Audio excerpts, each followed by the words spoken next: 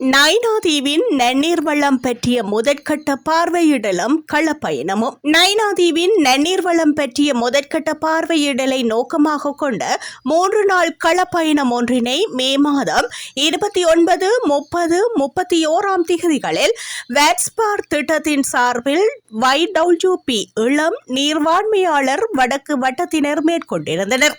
திட்ட ஒருங்கிணைப்பாளரும் சூழலியல் பேராசிரியருமான நடராஜா ஸ்ரீஸ்கந்தராஜா அவர்களின் தலைமையில் நீரியல் ஆய்வினை பயிலும் துறைமையாளர்கள் யாழ் பல்கலைக்கழகத்தின் நீர்வள மாணவர்களும் இணைந்து முன்னெடுத்திருந்தனர்.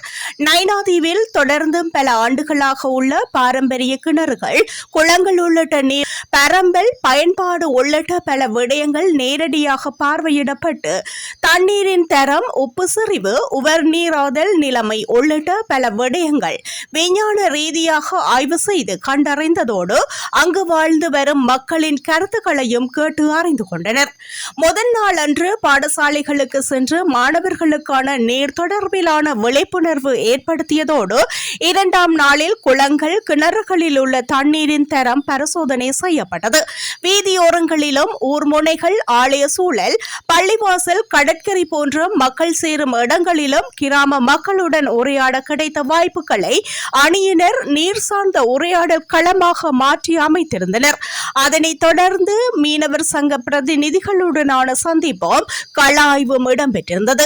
இறுதி நாள் அன்று காலையும் கள ஆய்வில் ஈடுபட்ட அணியினர் தாங்கள் கண்டறிந்த விடயங்களை நைனாதீவு மக்களிடையே வெளிப்படுத்தும் நோக்குடன் அன்று மதியம் நியாப் மண்டபத்தில் இடம்பெற்ற சந்திப்பில் நைனாதீவின் நீர்வளம் தொடர்பிலான பலங்கள், குறைபாடுகள், எதிர்கால அச்சுறுத்தல்கள், கள ஆய்வினின் போதான மக்களின் நீர் தொடர்பிலான உரையாடல்களின் வெளிப்பட்ட முக்கிய கருத்துக்களை பகிர்ந்து கொண்டதோடு கள ஆய்வில் ஈடுபட்ட மாணவர்கள் தங்கள் கற்றல் அனுபவங்களையும் பகிர்ந்து கொண்டிருந்தனர். முதற்கட்ட பார்வையிடலும் கள ஆய்வுமாக அமைந்த குறித்த பயணத்தில் இன்றும் மக்களிடையே உள்ள நீர் தொடர்பான சிக்கனத்தன்மையும், நலநிலையில் உள்ள நன்னீர் கிணறுகள், குளங்கள் தொடர்பிலும் குழாய் கிணறு தொடர்பிலான ஆபத்தை உணர்ந்து அதனை அங்கே காண முடியவில்லை என்பதும் நம்பிக்கை தருகின்றது.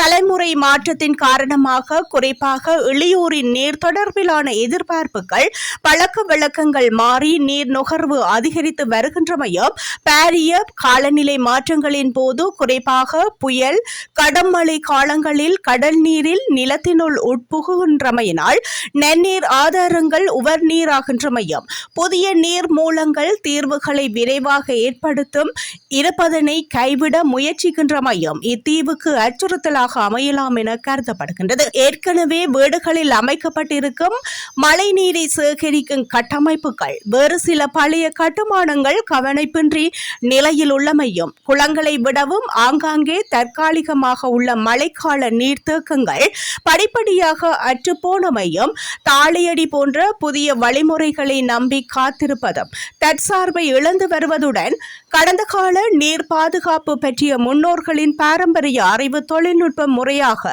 ஆவணப்படுத்தப்படாமையும், இளையோருக்கு கடத்த முயலாமை போன்ற விடயங்களும் குறைபாடுகளாக அவதானிக்கப்பட்டிருந்தன.